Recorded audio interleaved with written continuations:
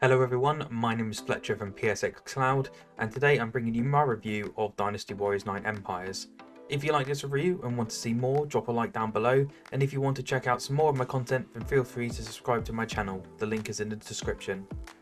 To start off this review, I do want to mention that this game is playable across PlayStation 4, PS5, Xbox One, Xbox Series consoles, PC and Stadia. This review and gameplay was based on the PlayStation 5 version of the game. To start off with, I wanted to give you an introduction to the game and the areas which I'll be covering. The game was made by Omega Force and published by Koei Tecmo, and is the 9th installment in the Empires franchise, which is a spin-off of the popular mainline Dynasty Warriors games. The game has the same hack and slash gameplay of the mainline titles, however in Empires you take control of armies, deal with politics and fight huge siege battles across the entirety of China. Safe to say, if you're a fan or have played a Dynasty Warriors game before, then you'll be familiar with what's on offer. So today we'll be covering the following areas: story / campaign, gameplay, graphics, sound and additional modes, and I'll give you my final thoughts towards the end of the video.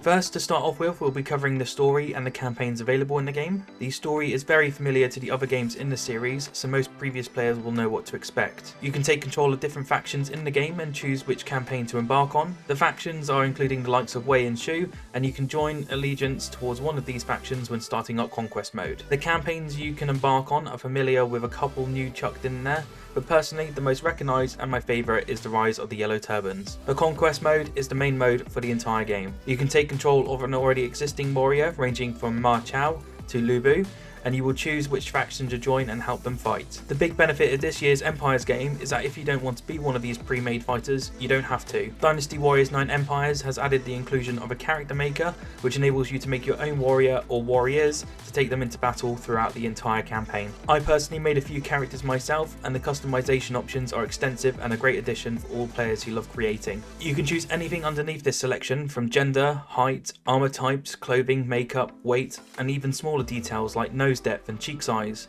The possibilities of this are endless, and you can make any warrior that you desire. Even with the addition of the added character creation features, the game does not really have an overarching story. These campaigns in Conquest mode, which you will embark on, only give you blurbs which you can read to understand the conflict, but other than that there's no story. This can either be a good or bad thing for players depending on what type of game they are wanting. If a player wants a thrilling story and wants to understand the conflict and warriors, then I'll not find this in this game. However, if a player wants to carve out their own character story and simply take on large scale battles, then this one's more for them. Next up, I wanted to touch on the gameplay and what to expect in this new installment. I will already say from the outset that if you played for the previous Empires titles, then you'll be very familiar with what's on offer.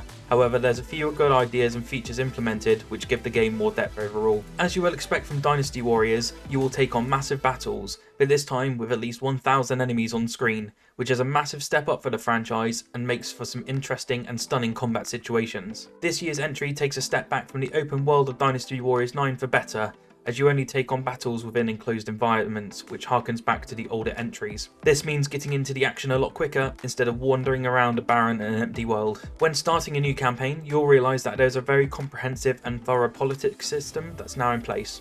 What I do want to say to beginners is not to be afraid of the system, as it is incredibly easy to pick up and play. In the system, you will get to decide how your faction plays and what the best course of action is for your overarching general. You will have to generate wealth and rations to not only build up defences but feed the people to ensure you have a powerful kingdom.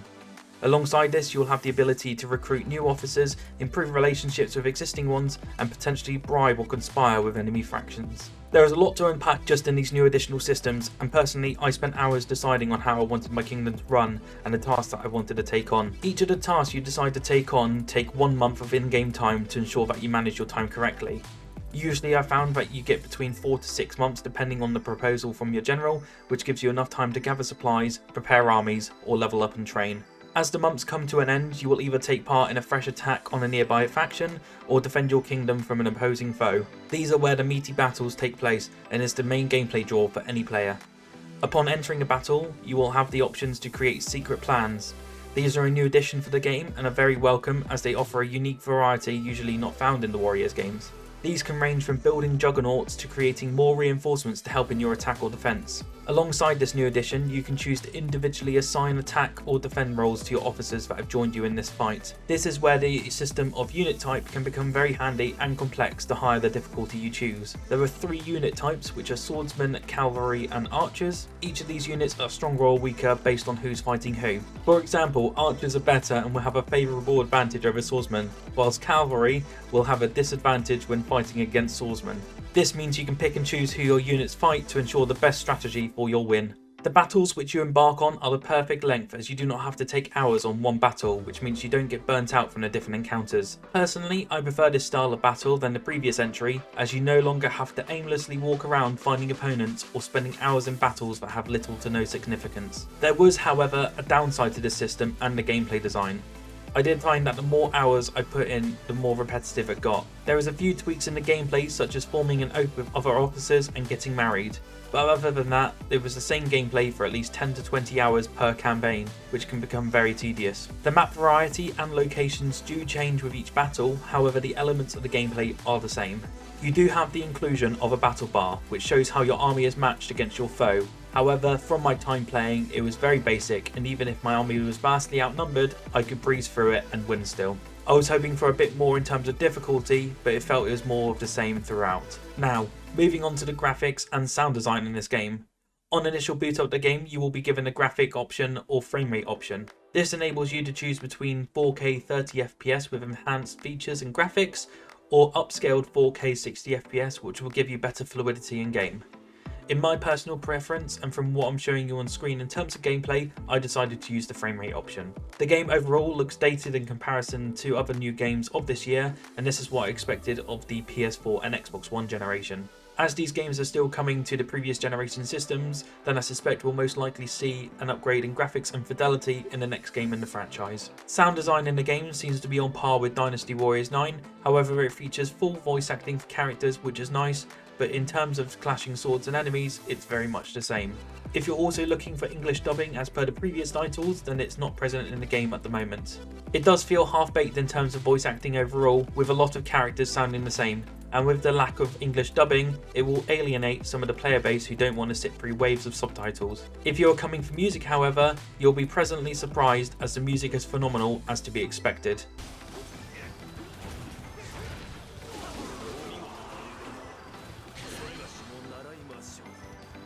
Dynasty Warriors 9 Empires is another entry into one of the most well-known franchises in gaming history. The franchise, I feel, is somewhat still in a hollow state of what it used to be back in the PS2 and original Xbox era.